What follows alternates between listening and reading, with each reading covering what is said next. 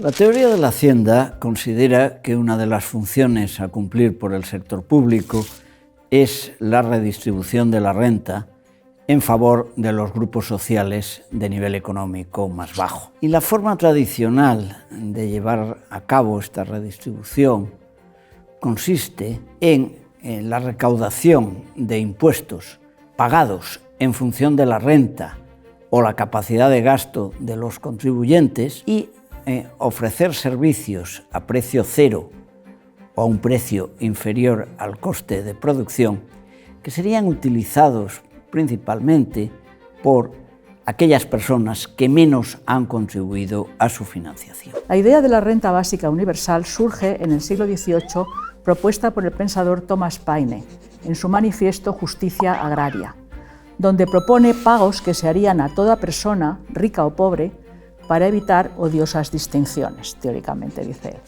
Lo que Paine defiende es que nadie debería vivir en peores condiciones que si lo hiciera en condiciones naturales, beneficiándose de la parte que a cada uno le corresponde del patrimonio de la humanidad. No defiende un derecho, sino que propone una política que sustituye al patrimonio natural legítimo de cada individuo.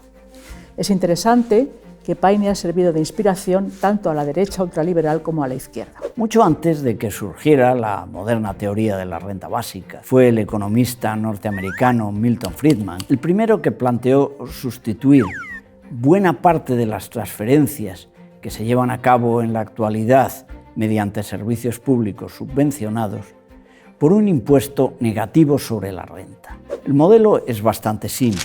El gobierno fijaría un nivel de renta que se consideraría el mínimo necesario para poder vivir con las condiciones básicas de nutrición, salud y confort. Las personas cuyos ingresos estuvieran por encima de este nivel deberían pagar un impuesto sobre la renta de forma similar a como lo hacen en la actualidad. La diferencia estaría en el caso de aquellas personas situadas por debajo de ese nivel de renta.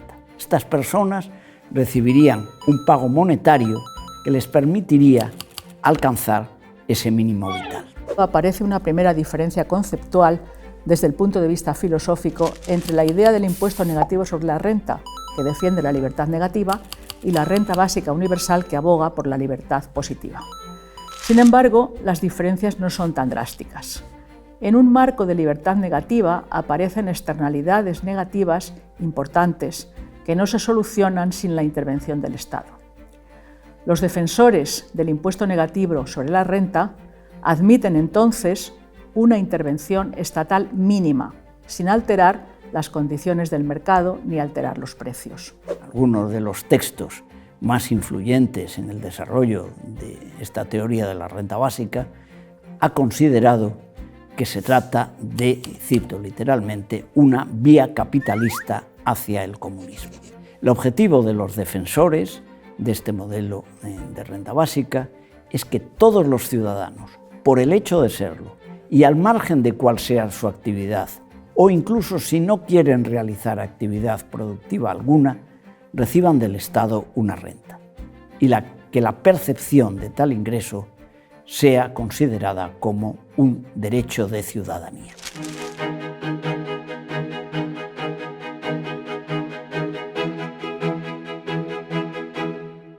Hay dos tipos fundamentales de libertad. La libertad negativa, que defiende la libertad de hacer, esto es, que los actos del individuo no deben ser coartados por nada ni por nadie. El segundo tipo de libertad es la libertad positiva, que propugna la libertad de ser, esto es, tener las oportunidades para desarrollarse como ser humano y vivir la vida que uno elija. Si la libertad negativa enfatiza la ausencia de restricciones, la libertad positiva enfatiza la oportunidad. Si no hay oportunidades, no hay libertad, aunque las instituciones no impidan nada.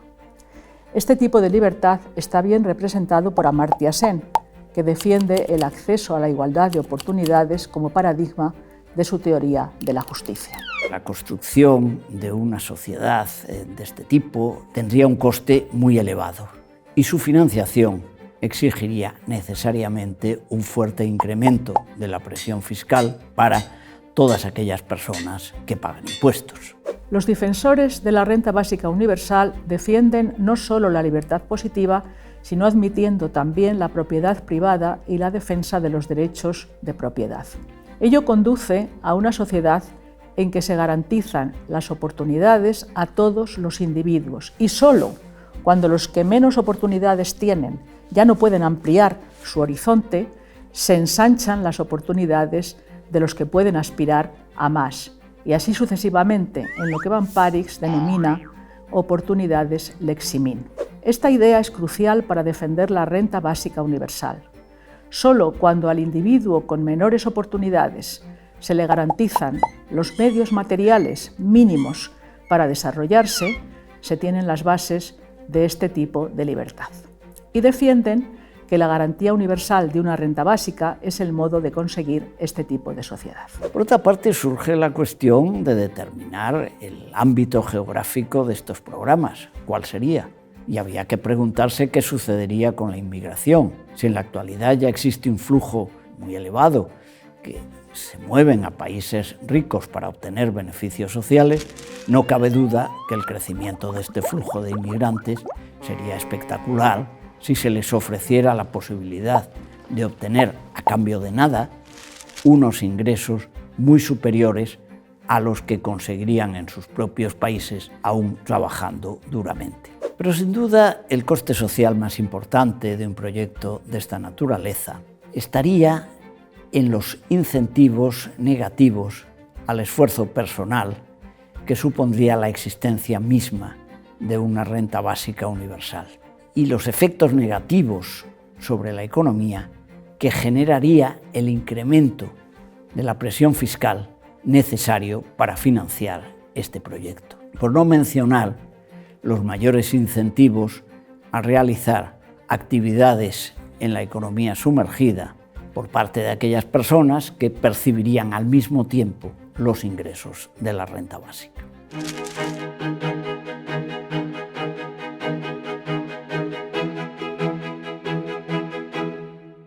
En el impuesto negativo sobre la renta, una minoría de individuos, los más pobres, se financian con los impuestos a los individuos de rentas medias y altas. En la renta básica universal son los impuestos a los más ricos los que financian tanto a las clases medias como a las bajas. Lo que se sugiere en concreto es un impuesto sobre la renta fuertemente progresivo, un impuesto sobre el patrimonio y, en general, hacer crecer los impuestos directos en relación con los indirectos.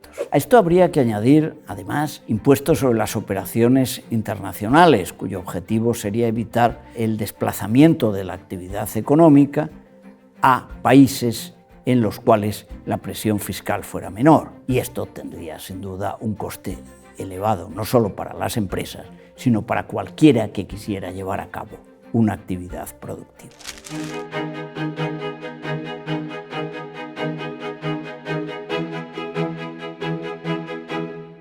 Los defensores de este modelo se enfrentan al problema básico de quienes intentan hacer compatible un sector productivo controlado por el sector privado y una distribución de la renta decidida por el Estado. Es muy difícil, si no imposible, encontrar un modelo de distribución de la renta en el que las personas y las empresas no modifiquen sus estrategias de trabajo y de producción, aunque sepan que una buena parte de sus ingresos va a ser expropiada por el Estado para entregarla a determinados grupos sociales en su política redistributiva. Y las contradicciones pueden ser aún mayores si esta política reduce el peso que los servicios subvencionados tienen en la redistribución e incrementa de forma sustancial el volumen de las transferencias monetarias directas. No hay experiencias suficientemente fiables para dar una respuesta consistente. Los intentos que se han materializado hasta ahora no han pasado de declaraciones de intenciones que posteriormente han sido abortados por los parlamentos o los gobiernos, como es el caso de Brasil.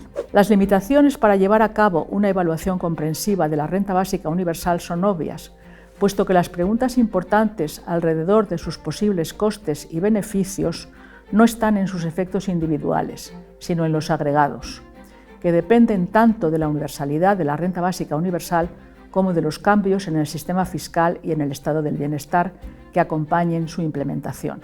Por lo tanto, no es posible diseñar un experimento ideal. Así, el reto es cómo diseñar pilotos informativos que ayuden a entender de qué manera un gobierno puede aumentar la base tributaria lo suficiente para poder financiar dicha política. Lo más probable es que la resistencia de los contribuyentes más perjudicados sea mayor si ven con claridad cómo se entrega su dinero a personas que no han hecho nada para merecerlo, excepto ser residentes en un determinado país.